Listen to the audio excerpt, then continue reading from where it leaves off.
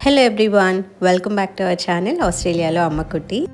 Last vlog continuation ఇది. So check in అన్నీ అయిపోయాయి కదా, ఇంకా సెక్యూరిటీ చెక్ అన్నీ చూసుకొని మేమైతే టెర్మినల్ దగ్గరికి వచ్చేసాము.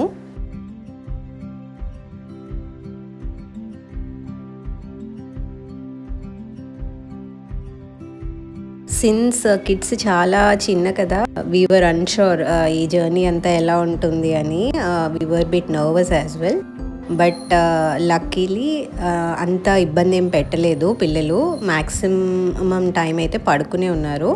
కొంచెం అప్పుడప్పుడు లేచారనమాట, కొంచెం క్రాంకీ చేశారు, కొంచెం మిల్క్ తాగి కొంచెం ఏడ్చి అండ్ దెన్ మళ్ళీ పడుకుని పోయారు. So most of the time అయితే మాత్రం పడుకునే ఉన్నారు.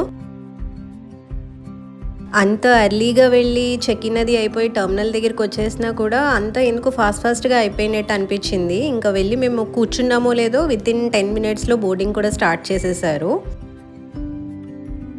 లాస్ట్ వీడియోకి మంచి రీచ్ వచ్చిందండి. Thank you all so very much. అలాగే ఈ వీడియో కూడా మీకు నచ్చినట్టయితే కనుక లైక్, షేర్ అండ్ సబ్స్క్రైబ్ చేయడం ఛానల్ని అస్సలు మర్చిపోవద్దు. మా కనెక్టింగ్ ఫ్లైట్ వచ్చి సింగపూర్ అనమాట. Melbourne to Singapore, Singapore to Visakhapatnam. So ఇంకా సింగపూర్కి వచ్చిన తర్వాత పిల్లలిద్దరికి డ్రెస్సెస్, డైపర్స్ అవి చేంజ్ చేసేసాము.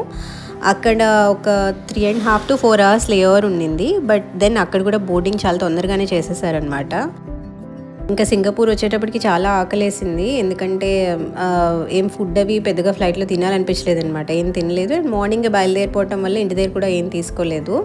సో అందుకని ఇక్కడ వెజిటేరియన్ రెస్టారెంట్ ఉంటే దోశ అలాగా తీసుకొని తినేసి ఇంకా వైజాగ్ ఫ్లైట్ అయితే ఎక్కేసాము.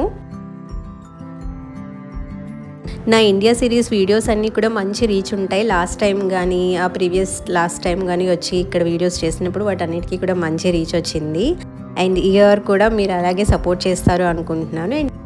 అండ్ ముందు ఇంకా చాలా ఇంట్రెస్టింగ్ వీడియోస్ కూడా రాబోతున్నాయి. Stay tune for that. And ఇక్కడైతే విశాఖపట్నం ఎయిర్పోర్ట్కి వచ్చేసాము. బట్ పిల్లలిద్దరూ సిటిజన్స్ కదా, సో ఇక్కడ వచ్చిన తర్వాత డిక్లరేషన్స్ ఫిల్ చేయాలన్నమాట. అందుకోసమని కొంచెం లేట్ అయింది. సో డిక్లరేషన్స్ ఫిల్ చేసేసి ఇంకా బ్యాగేజ్ దగ్గరికి వచ్చాము. ఒక బ్యాగేజ్ ఏంటంటే మళ్ళీ రీచెక్ చేయమన్నారు. సో అది కూడా కొంచెం లేట్ అయిందనమాట. సో అందువల్ల ఏంటంటే ఇంకా ఫ్లైట్ దిగిన తర్వాత అరౌండ్ 1.5 hours పట్టేసింది మాకు బయటికి రావడానికి. బట్ ఎనీవే విశాఖపట్నం ఎయిర్పోర్ట్ చిన్నది కాబట్టి ఏం అనిపించలేదు. మేము బయటకు వచ్చేటప్పటికి మా బావగారు వాళ్ళు, మా డాడీ, మా బ్రదర్ అందరూ వెయిట్ చేస్తున్నారు.